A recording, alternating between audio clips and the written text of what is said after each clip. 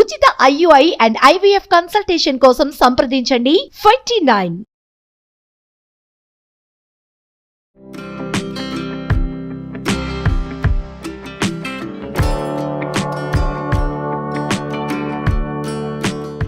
Welcome to Suman TV.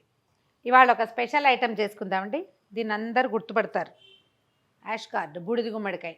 సాధారణంగా దీన్ని దిష్టి గుమ్మడికాయగా కట్టే అలవాటే చాలా చోట్ల ఉంటుందండి. దీన్ని ఆహార పదార్థంగా తీసుకునే వాళ్ళు బహు తక్కువ. ఇటీవల కాలంలో అంటే ఈ కోవిడ్ తర్వాత ఇదేదో చాలా మంచిదని మెల్లిగా తెలుసుకున్నారు, అందరూ జ్యూసులు చేసుకుని తాగుతున్నారు. దీంతో మా ఇళ్లలో మాత్రం ఎప్పుడూ వాడేవాళ్ళం అండి. చాలా సంవత్సరాలుగా మా పద్ధతులు అవే. అంటే దీంతో వడియాలు పెట్టుకుంటాము, కూరలు చేసుకుంటాము 2 రకాలు. తర్వాత ఏమో హల్వా చేసుకునే అలవాటు ఉంటుంది, చాలా ఇళ్లలో ఉంటుంది. కొద్దిమంది ప్రత్యేకంగా ఒక కల్ట్ వాళ్ళే తినాలన్న ధోరణి కూడా ఉంది. అలాంటిది ఏం లేదండి, సార్వజనీనంగా ప్రతి వాళ్ళు తినచ్చు. ఇట్లా బూడిద పట్టిన కాయని కనుక తీసుకొచ్చి శుభ్రంగా కడిగేసేయటం, చెక్కు తీసి నీట్గా కోరేసి, అంటే మనం క్యారెట్ కోరినట్టు కోరేసి హల్వా చేసుకుంటే ఎక్సలెంట్గా ఉంటుందండి. ఆయుర్వేదంలో కూష్మాండ లేహ్యం అని ఒక పదార్థం దొరుకుతుంది. కూష్మాండం అంటే ఇది గుమ్మడికాయనే కూష్మాండం అంటారు. ఇది కూష్మాండమే పసుపచ్చది, మన పెళ్ళిళ్ళప్పుడు దానం ఇచ్చే పెద్ద కాయ ఉంటుంది కదా, పచ్చగుమ్మడి, అది కూడా కూష్మాండం అనే అంటాము. అయితే ఈ కూష్మాండ లేహ్యం ఏంటంటే దాంట్లో కొంచెము ఆయుర్వేదిక్ దినుసులు కొద్దిగా కలిపి పటిక బెల్లంతో చేసేవాళ్ళు. ఇది రోజు 1 స్పూన్ తింటే బలహీనంగా ఉన్న పిల్లలు బలపడతారు. తర్వాత ఏమైనా రకరకాల ఆరోగ్య సమస్యలు ఉన్నవాళ్ళు, శారీరకమైన దుర్బలత ఉన్నవాళ్ళు, స్పర్మ్ కౌంట్ లేని వాళ్ళు, వాళ్ళకి కూష్మాండ లేఖ్యం పెట్టేవాళ్ళు. మా చిన్నప్పుడు ఆయుర్వేద పచారీ కొట్లలో ఇది దొరికేవి, కానీ అంత గొప్పగా ఉండేది కాదు. కానీ ఆయుర్వేదిక్ షాప్లో దొరికేది చాలా బాగుండేది. అయితే క్రమంగా మనమే తెలుసుకున్నాము దీంతో హల్వా చేసుకోవటము ఈజీగా సింపుల్గానే చేసుకోవచ్చండి. మనకి రైతు బజార్లో ఒక ముక్కలు కూడా దొరుకుతాయి. ఓ 10-20 రూపాయల్లో ఓ ముక్క దొరుకుతుంది. ముదురుగా ఉన్నా కూడా హల్వాకి బాగుంటుందండి, దానికి ఇబ్బంది ఏం లేదు. జస్ట్ చెక్కు తీయటము, గింజలు తీసేసి సన్నగా కోరేయటం. కోరేసిన దాన్ని మామూలు జనరల్ మనం సొరకాయ హల్వా ఎలా చేసుకుంటామో అదే పెద్ద బ్రహ్మ విద్యం కాదు, ఎవరైనా చేసుకోవచ్చు.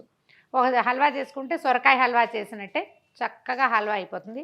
ఈజీగా సింపుల్గా హల్వా చేసుకుందాం. ఇందులో నుంచి సగం ముక్కను వాడుకుందాము. ఇదివరకు పటిక బెల్లం వేసి చేసేవాళ్ళం, ఇప్పుడైతే మేము కూడా పంచదారే వాడుతున్నాం అనుకోండి. బెల్లంతో అంత ఖాస్గా ఉండదండి, పంచదారతో బాగుంటుంది. అయితే ఇది చలవ చేస్తుంది బాగా. శీతాకాలాలతో ఎక్కువ తింటే జలుబు చేస్తుంది అంటారు. ఒక 2 స్పూన్లు తినడానికి ఏం అభ్యంతరం లేదు, బాగుంటుంది. దీన్ని కడిగేద్దాం శుభ్రంగా, బూడిద పోగొట్టి. తర్వాత చెక్కు తీయటము, ముక్కలు తరుక్కోవటము, తర్వాత పెద్ద ముక్కలుగా తరిగేసి దాన్ని కోరేసేయటం. మీడియం దాంతో కోరేసానండి. మీరు బాగా శుద్ధగా చేసేస్తే, అంటే సన్నటి దాంతో చేస్తే మరీ ముద్దలా ఉంటుంది, హల్వా అంత గమకంగా కనపడదు. దీన్ని ఏం చేయాలంటే ఈ కోరుని ఒక్కసారి వడబోసేద్దాం. ఇందులో నీరు ఉంటుంది బాగా. యాక్చువల్గా ఈ నీరు పారబోయటానికి కాదండి, ఇది కావాలి మనకి. ఏదైనా తెల్లటి బట్టలో వేసి శుభ్రంగా పిండేసుకోవచ్చు, లేదా ఇలా కూడా చేయొచ్చు. కొంచెం లేతకాయనండి, కొద్దిగా ముదురుది బూడిది పట్టిన కాయ కూడా బాగుంటుంది, అందులో అనుమానం ఏం లేదు. బాగా ముదురు పట్టింది అయితే మనకు కూరకి బాగుండదు, కానీ వడియాలకి హల్వాకి ముదురు కాయ చక్కగా ఉంటుంది. బాగా ఒత్తేయండి. బట్టలో వేసి మూటగట్టి పిండేస్తామన్నా మీ ఓపిక, మీ అవకాశము. ఇప్పుడు ఇందులో పంచదార కొలతకి మనకి ఈ పని ఇంపార్టెంట్. ఒకటి, పంచదార ఎంత కొలుచుకోవాలో దానికోసము. రెండోదేమో ఇది కొంచెం నెయ్యి వేసి వేయిస్తాం. ఈ నీరుతో సహా వేయించాలంటే ఎంతసేపు వేపినా కోరు వేగదు, అందుకని వడపోసుకోవటం అనమాట. ఇప్పుడు ఇది ఎంత ఉందో అంత పంచదార కావాలి. ఇది మనకు ఒక 400 గ్రాములు ఉంది, ఇంచుమించుగా ఒక 1/4 కిలో ఉంది అనుకోండి, 1/4 కిలో పంచదార పడుతుంది. అది వేసేసుకుంటే సరిపోతుంది. నీరు పారవేయకూడదండి, తప్పనిసరిగా ఉంచాలి. ఒకవేళ ఏదైనా మీకు సరదాగా ఉంటే కొంచెం దాన్ని లెమన్ జ్యూస్ కలుపుకొని తాగొచ్చు కూడా. వడపోసేసాము, దీన్ని గట్టిగా నొక్కేసాను చూడండి. ఇప్పుడు ఏం చేద్దామంటే మనకి సరిపడా నెయ్యి, ఒక 3-4 స్పూన్ల నెయ్యి వేసుకుందాము. మనం కాస్త చిన్న కొద్దిగా జీడిపప్పు, బాదం పప్పు, కాస్త కిస్మిస్ ఇందులో వేయించేసుకుని, తర్వాత ఈ నూనె నేతిలో మనము మన బూడిద గుమ్మడికాయ కూరని వేయించుకోవచ్చు. జీడిపప్పులు, తర్వాత కొన్ని కిస్మిస్లు, చారపప్పు ఉంటే అది కూడా వేసుకోవచ్చు అండి, చాలా బాగుంటుంది చారపప్పు ఇందులోకి. ఈ 3 పప్పులు చిన్నగా ముక్కలు చేసాను, వేయించేద్దాము.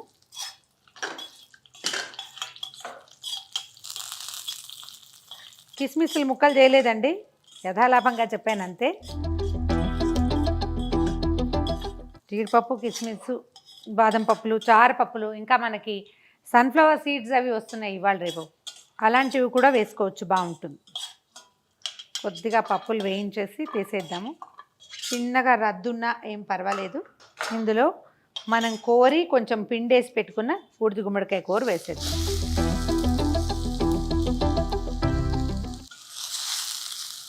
ఇవి ఉన్న నేతిలో అలాగా ఒక 2-3 నిమిషాల పాటు దీన్ని వేగనిద్దాము. కొంచెం కొద్దిగా లేత రంగు వస్తే బాగుంటుంది. కావాలంటే ఇంకొక స్పూన్ నెయ్యి కూడా వేసుకోవచ్చండి, అంతకంటే ఏం పట్టదు. మనం ఈ నీరుతో మొత్తం పోసామనుకోండి, ఇది వేగడానికి 1 గంట పడుతుంది, ఇదంతా పడిపోతుంది చిటచిటమని. ఈ వేగిపోయిన బూడిద గుమ్మడికాయ కూరలో కప్పుకి కప్పు, ఈ కప్పుడు ఉందండి ఇది కూరు, అంత పంచదార వేసేద్దాం. ఇందాక మనం అట్టి పెట్టుకున్నాం కదా, ఈ నీళ్ళు కూడా పోసేయచ్చు.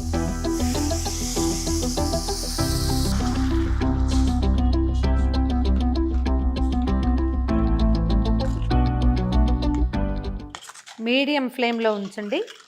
పంచదార కరిగి ఈ నీటి తడికి పాకం వచ్చేస్తుంది. యాక్చువల్గా బూడిద గుమ్మడికాయ నీటిలోనే ఎక్కువ బలం ఉందని చెప్తారండి, కండలోనూ ఉంటుంది. ఆ నీరు చాలా మంచిది, ఆ స్టాక్ మాత్రం తీసేయకూడదు. ఫుడ్ కలర్ వేసుకునే ఆసక్తి ఉంటే కొంచెం వేసుకోవచ్చండి. నేను పెద్దగా ఫుడ్ కలర్స్ ఇష్టపడను, డైరెక్ట్గా ఎలా ఉన్నది ఇంకా అలా తెల్లగానో లేత ఆకుపచ్చ రంగుగానో ఉండటమే. మధ్యలో ఉన్న గింజలు తీసిన పార్ట్లో ఉంటుంది కదా కండ, అది కొంచెం 1-2 చిన్న చిన్న ముక్కలుగా కనిపిస్తుంది. చక్కగా పాకంలో ఉడికిపోతుంది. దీన్ని సెమీ మీడియం ఫ్లేమ్, అంటే మరీ లో కాదు మీడియం కాదు, మధ్యలో ఉంచి నిదానంగా ఉడకనిద్దాము. ఇంక ఇందులో నెయ్యి వేయాలి ఆ బాధలు ఏం లేవు, మధ్య మధ్యలో కొంచెం కదుపుతూ ఉంటే సరిపోతుంది. పూర్తిగా మన హల్వా దగ్గరకు వచ్చేసింది చూడండి.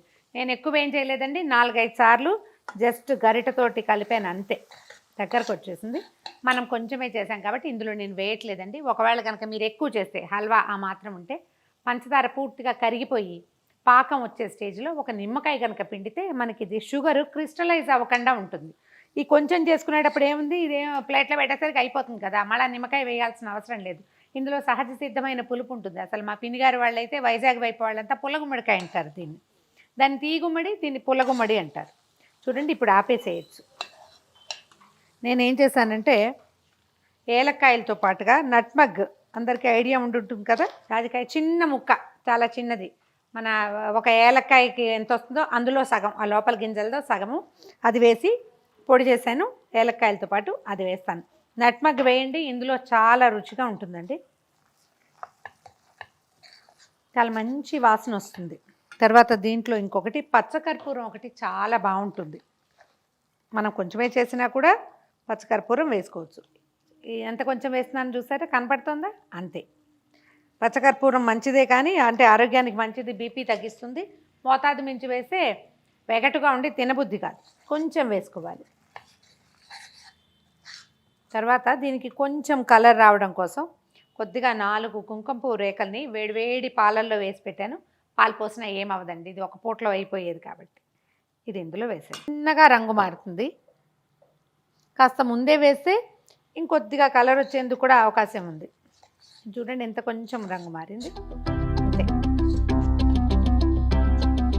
మనం ఇందాక వేయించి పెట్టుకున్న జీడిపప్పులు, కిస్మిస్లు ఇందులో వేసేద్దాం. బాదం పప్పులు కూడా ఉన్నాయి.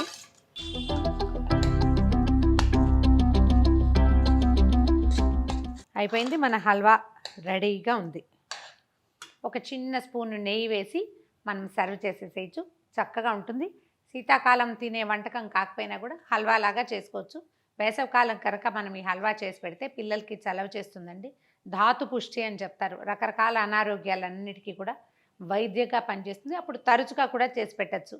మనం పిల్లల కోసమే చేయదలుచుకుని రోజు ఒక మందులాగా పెట్టదలుచుకుంటే పంచదార కాకుండా పటిక బెల్లంతో ట్రై చేయండి. ఇవే పాళ్ళు, కొలతలు ఇవే, ఇందులో పెద్ద తేడా ఏం లేదు. పటిక బెల్లం కరగదు తొందరగా అని అనుమానం ఉంటే మనం రసం తీసి పక్కన పెట్టాం కదా, పటిక బెల్లం దెబ్బ కొట్టేసి చిన్న చిన్న ముక్కలు చేసి అందులో పోసేసామంటే, ఈ రసంలో పోస్తే మనం పిప్పిని మనం కోరిని వేయించే లోపల అది చక్కగా కరిగిపోతుంది. పాకం బ్రహ్మాండంగా వస్తుందండి, ఆరోగ్యానికి మంచిది. ట్రై చేసి చూడండి.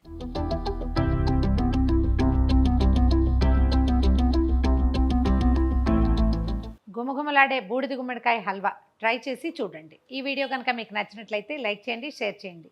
మరిన్ని ఇంట్రెస్టింగ్ వీడియోల కోసం సుమన్ టీవీకి సబ్స్క్రైబ్ చేసుకోండి.